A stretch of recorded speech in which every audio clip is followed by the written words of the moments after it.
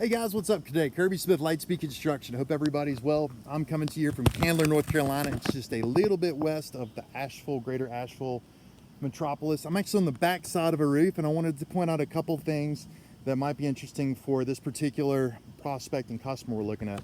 I know we had talked about some fascia metal that was losing paint. We've got that phenomenon going on this back gable as well. And so I wanted to point that out to my customer here. It's kind of mainly where the fascia meets the gutters. You can see some more of it here, but it's kind of going on a little bit everywhere. It might be time to talk about either repainting or redoing some of the fascia before it gets worse, or maybe there's some prevention that can be done. We'll see. On this particular roof, there's some sort of a gutter helmet that you can see has been installed. I think we are going to beat this gutter helmet to death when we re-roof. So it's, with these being around 20 years old, you can probably plan on these gutter halos or helmets or whatever you want to call them, having to come off everywhere and most likely being trashed, unfortunately. So this roof is also around 20 years old, guys. And I know we've got some sort of a roof leak occurring right here. You can see this has been patched and repatched, and there's still some sort of a roof leak occurring right here. That always happens, or it has a good chance of happening, where you've got the steep meeting the flat roof. It's a kind of a hydraulic jump where water sort of has a chance to jump around. There's a particular nailing pattern that we like to use at these locations, and then a particular underlayment that we like as well that helps prevent those types of issues. One of the big mentions is that obviously the shingle's in terrible shape. It's completely worn out.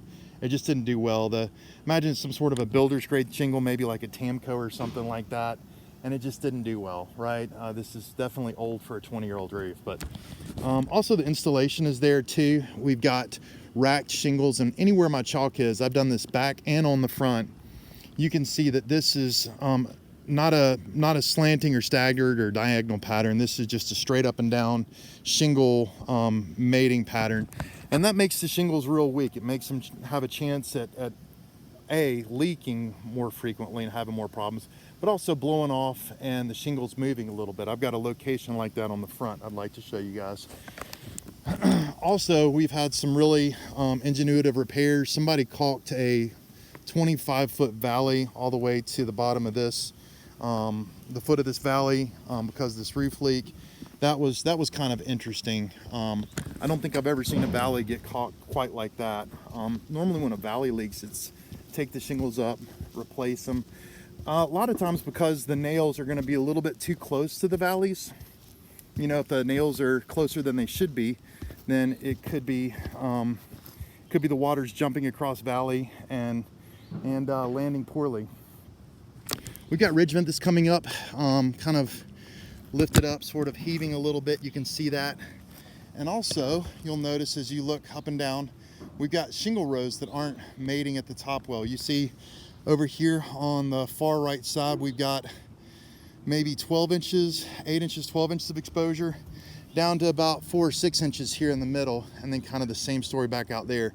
So shingle rows, front and back, are a little off. You can see that's maybe a little bit more drastic example of that. Let me see if I can grab a green dot here. Y'all can see that green dot. That shingle row right below the ridge vent is showing pretty good jack upness. Now this right here, I chalked this because these shingles just don't meet some of that racking. The pattern's goofy, but also the shingles are starting to slide a little bit here. That's right at the peak of the roof.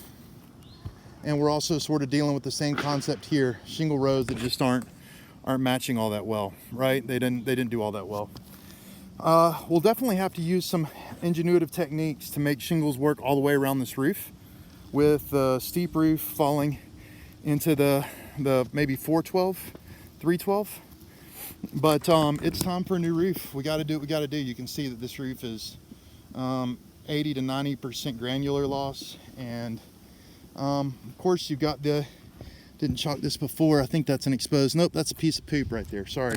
We do have some exposed nails, one of those things we always love to find on our roof inspections. Exposed nails can cause roof leaks, obviously, for many different ways and many different reasons. If you guys excuse me for just 1 second while I hop down this slope. quick. Whee! But yeah, you can see also where I've drawn in the chalk markings, and there is one exposed nail I found. This is one good thing going on with the roof, not that many exposed nails. But also staggered shingles on the front as well, as opposed to, well, not staggered, racked shingles, excuse me.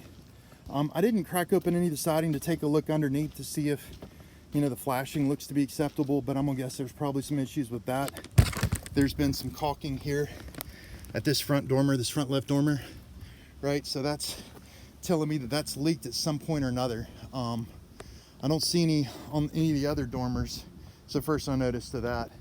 But overall, the roof is definitely time to be replaced. Look forward to getting a chance to do a great job for our customer here, and maybe quoting roof, possibly gutters and gutter guards as well, because I don't think these guys are gonna make it. Guys, I really appreciate y'all watching. Sorry this video ran so long. My name's Kirby Smith. I'm with Lightspeed Construction. Call us when we can help with your next roof or gutter project.